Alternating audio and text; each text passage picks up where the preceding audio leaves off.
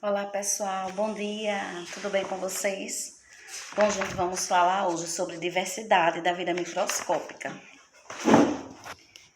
Falar para vocês sobre um textozinho que tem aqui sobre doenças negligenciadas. E tem-se como algumas das doenças negligenciadas são a dengue, doença de Chagas, esquistossomose, hanseníase, leishmaniose, malária, tuberculose, entre outras.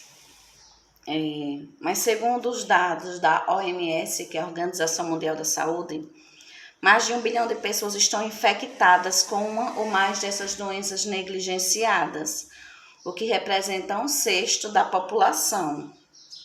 Embora exista financiamento para pesquisas relacionadas às doenças negligenciadas, o conhecimento produzido não se reverte em avanços terapêuticos como novos fármacos, métodos diagnósticos e vacinas.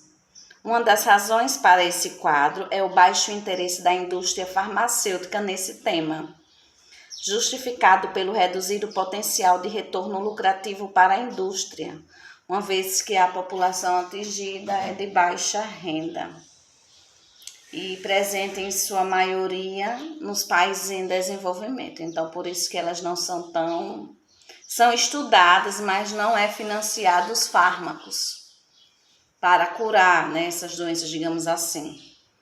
Vamos falar um pouco agora sobre o tema, né?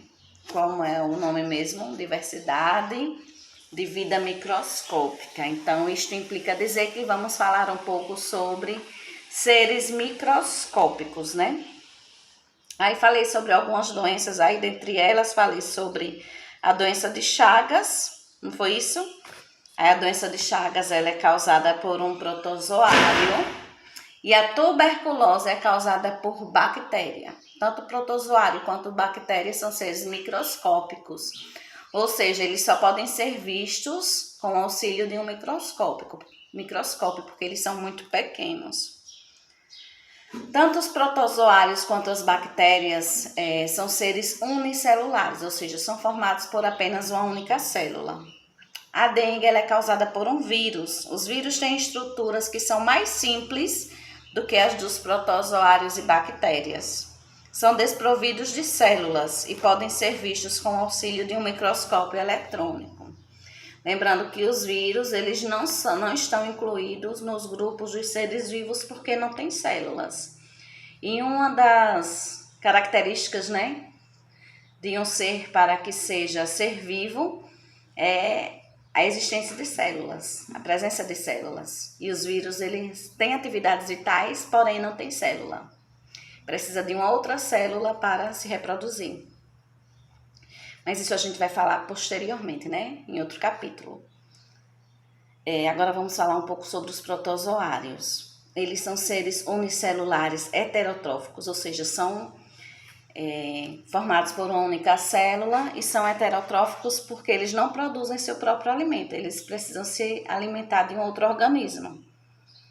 Os biólogos incluem os protozoários no reino chamado protista. A maioria das espécies de protozoários vivem em ambientes aquáticos, seja ele de água doce ou salgada. Algumas espécies habitam a terra úmida ou a lama. Há espécies adaptadas para a vida parasitária, provocando doenças em animais, inclusive no ser humano, né? Porque nós somos animais também, só que animais racionais, porque nós pensamos. Isso é o que nos distingue dos outros animais. Um protozoário ele pode se reproduzir por meio do processo de fissão ou divisão binária. E o que é isso, professora? Bom, é um processo pelo qual uma célula cresce e se divide em duas, cada qual com as mesmas características da original. Agora vamos falar um pouquinho sobre as doenças que os protozoários podem causar. Dentre elas estão a doença de Chagas, amebíase, giardíase e malária. A doença de Chagas é provocada por um protozoário chamado Trypanosoma cruzi. É um nomezinho complicado, né? Sim, porque nas ciências, na biologia, a gente trabalha muito com os nomes científicos. E Trypanosoma cruzi é o nome científico do protozoário que causa a doença de Chagas. Ele é transmitido por um inseto chamado barbeiro, que tem esse nome porque costuma picar o rosto das pessoas.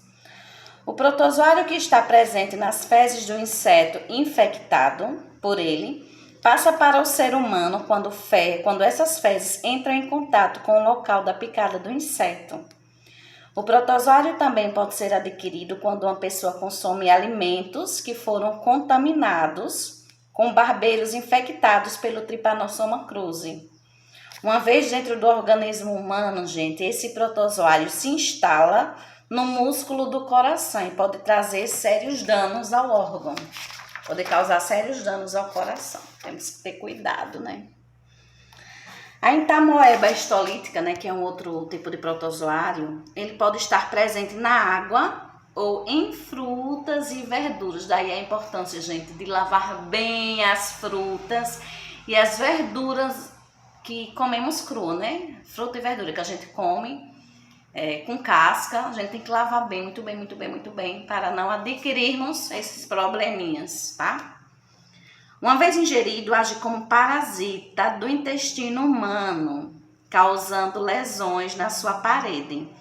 A doença causada por esse protozoário é a amebíase, ou seja, gente, a Entamoeba histolítica, ela é a responsável pela amebíase, que se caracteriza por diarreias com sangue. Outro protozoário que pode ser adquirido por meio da água, frutas ou verduras contaminadas é a Giardia lamblia, causadora da enfermidade denominada giardíase. O doente apresenta diarreias acompanhadas de dores no abdômen. Então, a Giardia lamblia, ela é responsável por causar a giardíase. A malária é outro exemplo de doença causada por protozoários. O seu agente causador é o Plasmodium vivax, geralmente chamado de apenas Plasmodium, que é transmitido pela picada de um pernilongo conhecido como mosquito prego. O protozoário permanece no sangue humano, no qual libera substâncias tóxicas que provocam febre e mal-estar a intervalos regulares. Pois é, gente, devemos ter muito cuidado, né, com esses bichinhos pequenininhos, mas que são pequenos, mas que podem trazer grandes danos à nossa saúde. Vamos falar um pouquinho sobre as bactérias agora. As bactérias, elas são os organismos mais simples conhecidos. Exatamente. São unicelulares procariotos. E o que isso significa? Unicelulares apresentam apenas uma única célula. Procariotos, nome estranho, né? Vamos lembrar da célula procariótica, porque as células elas podem ser procarióticas ou eucarióticas. As células eucarióticas possuem membrana nuclear, que é a membrana que separa o núcleo do citoplasma. Já as células procariotas, elas não têm membrana nuclear. Tem núcleo? Tem núcleo, mas não tem membrana nuclear. E as células bacterianas são assim, não tem a membrana nuclear, ou seja, são células procariotas ou procarióticas, dá no mesmo. Os biólogos as incluem no domínio bactéria. Há bactérias com formato de esfera, que são os cocos, com formato de bastonete, que são os bacilos, espiral, que são os espirilos, e de vírgula, que são os vibriões.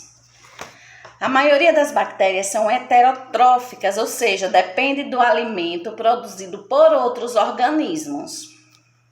Muitas delas podem ser encontradas em solos férteis, onde atuam como decompositoras de restos de organismos mortos. Juntamente com os fungos, essas bactérias desempenham um papel fundamental na natureza, que é decompor os resíduos de seres vivos, devolvendo aos solos nutrientes importantes ao crescimento das plantas. Veja só, gente, que coisa importante que eu vou falar agora. Em apenas 1 grama de solo, podem ser encontradas 2,5 bilhões de bactérias em apenas 1 grama de solo. Daí a gente já imagina o tamanho dessas bactérias, né? como são pequenininhas. Além disso, há algumas variedades de bactérias que também vivem no solo e que são capazes de transformar o gás nitrogênio do ar em adubo para as plantas.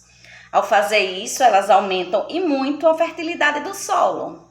Essas bactérias são chamadas de fixadoras de nitrogênio.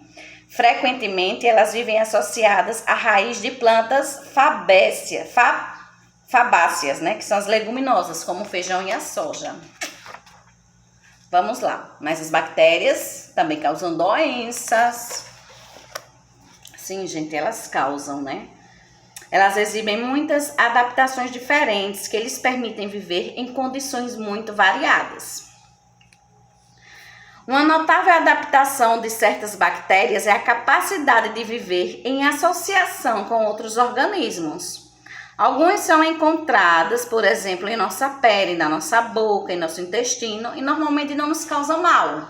Ou seja, fazem parte da flora normal. O que pode causar doença é exatamente o quê? O desequilíbrio dessa flora. O desequilíbrio, né, na quantidade de bactérias que possa existir. Mas muitas vezes não causa mal não, gente. Mas o desequilíbrio causa, né? Então, das doenças que são transmitidas por bactérias, algumas são tétano, coqueluche, tuberculose, leptospirose, hanseníase, tifo, pneumonia bacteriana, meningite bacteriana, cólera e botulismo. Agora vamos falar sobre a reprodução das bactérias, né? Assim como os protozoários, as bactérias elas podem se reproduzir por fissão ou divisão binária. Nesse processo, a célula de uma bactéria vai crescendo até o momento em que se divide em duas com as mesmas características da original. E encontrando condições apropriadas de temperatura e alimento, uma célula pode crescer e originar duas novas células em 20 ou 30 minutos. Depois de igual período, cada uma delas cresce e se divide em mais duas, e assim por diante. Então, como vocês perceberam, em pouco tempo a única bactéria consegue dar origem a um verdadeiro batalhão delas. É por isso que se não for combatida logo, gente, pode causar se uma infecção inicialmente não for combatida, ela pode causar uma infecção grande, porque elas se multiplicam de forma muito rápida, as bactérias. Vou falar um pouco sobre os antibióticos e a saúde humana, né? A partir da descoberta dos antibióticos. Vou ler um textozinho, né? Em 1928, durante suas pesquisas, o cientista escocês Alexander Fleming deixou uma placa contendo uma cultura de bactérias Staphylococcus destampada. Por acaso, ela se contaminou com os esporos de um bolor vindos do ar.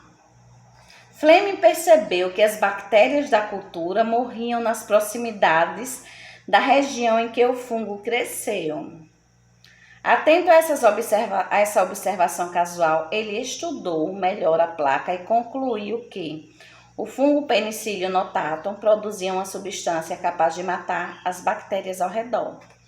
Testes posteriores indicaram que essa substância, que ele denominou penicilina, podia ser administrada no combate a infecções bacterianas. Estava descoberto o primeiro antibiótico. Graças ao trabalho de outros pesquisadores, a penicilina pôde ser produzida em escala industrial. E em 1941 passou a ser comercializada.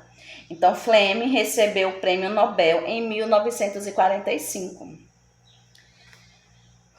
Cansei. Um antibiótico é uma substância capaz de impedir o crescimento e o desenvolvimento de micro-organismos. Os antibióticos são especialmente úteis como medicamentos no combate às doenças causadas por bactérias. Então, os antibióticos servem para quê?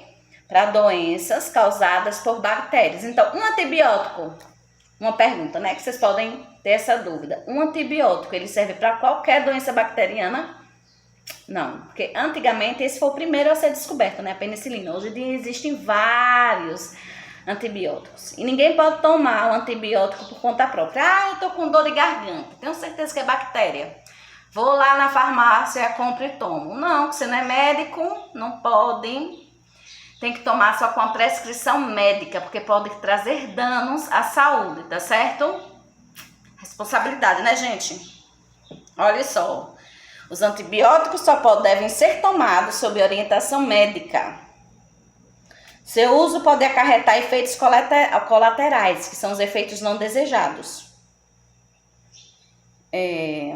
Se ingeridos de forma incorreta ou por tempo prolongado, favorece a seleção de bactérias resistentes a eles. Se isso ocorrer, terá surgido uma nova variedade de bactérias mais difícil de combater e, portanto, não oferece mais riscos à saúde humana. Certo, gente? Então, vamos ter bastante precaução ao tomar antibióticos. Só se deve tomar antibiótico prescrito pelos médicos, tá? Então, por hoje é só. Fiquem com Deus. Beijinhos. Gente, e outra coisa. Gente do céu, eu gravei um vídeo aqui antes desse e tô repetindo tudo de novo, porque ele não ficou salvo no computador. Não sei o que houve. Beijos, viu?